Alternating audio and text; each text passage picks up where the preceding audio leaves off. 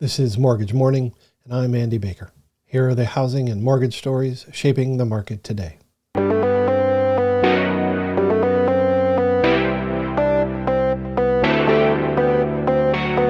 Mortgage Morning, Wednesday, December 31st, 2025.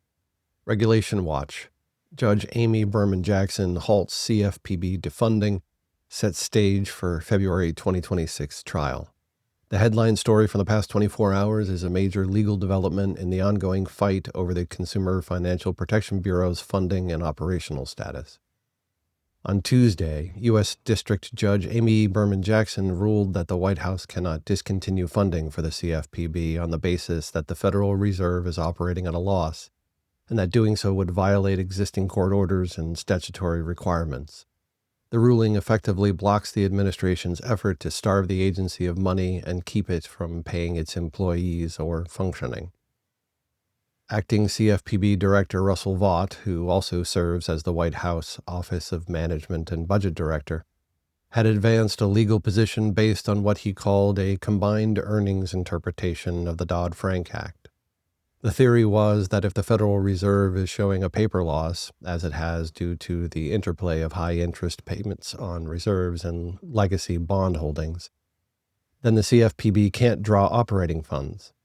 Judge Berman called that argument unsupported and transparent, writing that it appeared designed to circumvent a prior injunction that already protected the agency's workforce and prevented mass layoffs. The crux of the judge's language is worth highlighting because it signals how the courts are thinking about process and statutory design, not just politics.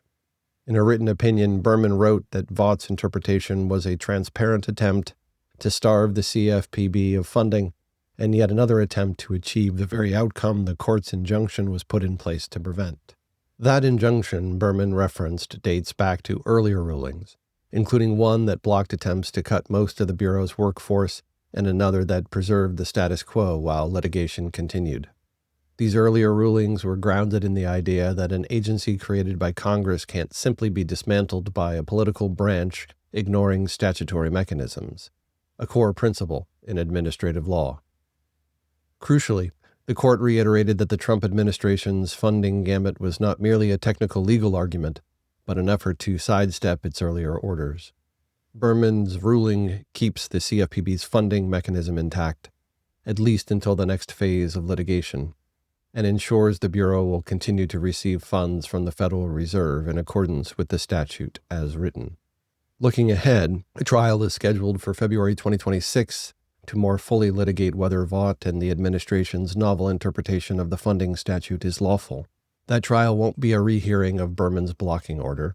It will be a separate proceeding on the merits of the administration's argument that a paper loss at the Fed somehow blocks statutory funding. The stakes are real. If a court were to eventually accept that theory, it would create a precedent where an independent agency's cash flow could be weaponized by the political branch simply by engineering a funding shortage. On the response side, plaintiffs' lawyers praised the ruling. Jennifer Bennett of Gupta Wessler LLP, representing CFPB employees in the union case, said, "We're very pleased that the court made clear what should have been obvious. Vought can't justify abandoning the agency's obligations or violating a court order by manufacturing a lack of funding."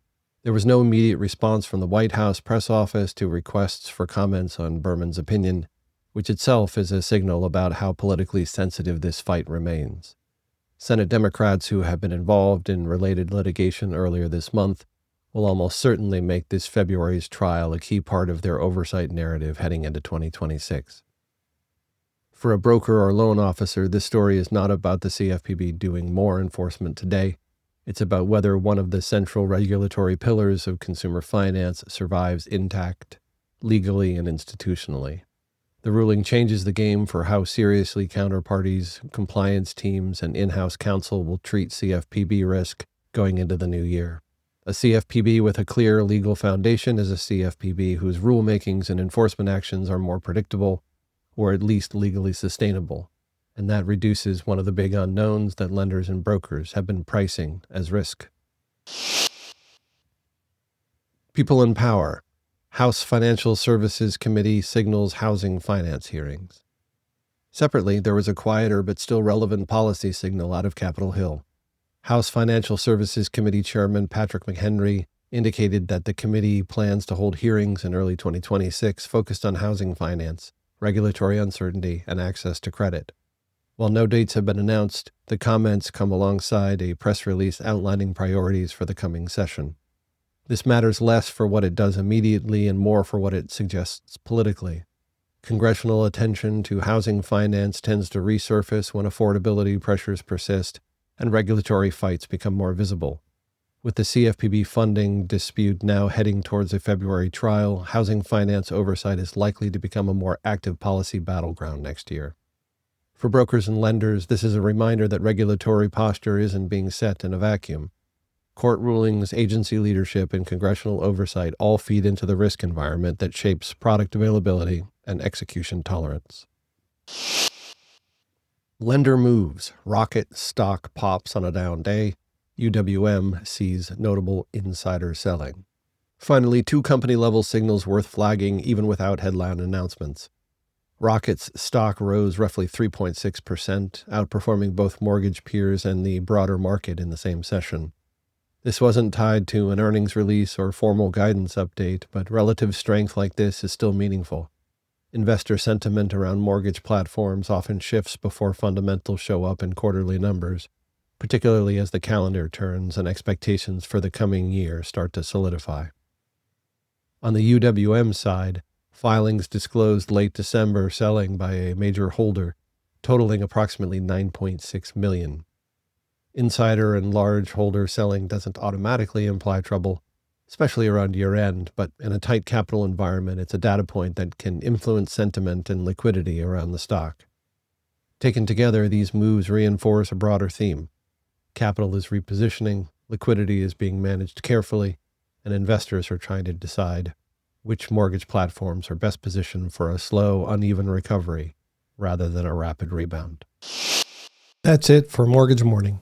If this was useful, follow the show and share it with someone in the biz. I'm Andy Baker. Thanks for listening.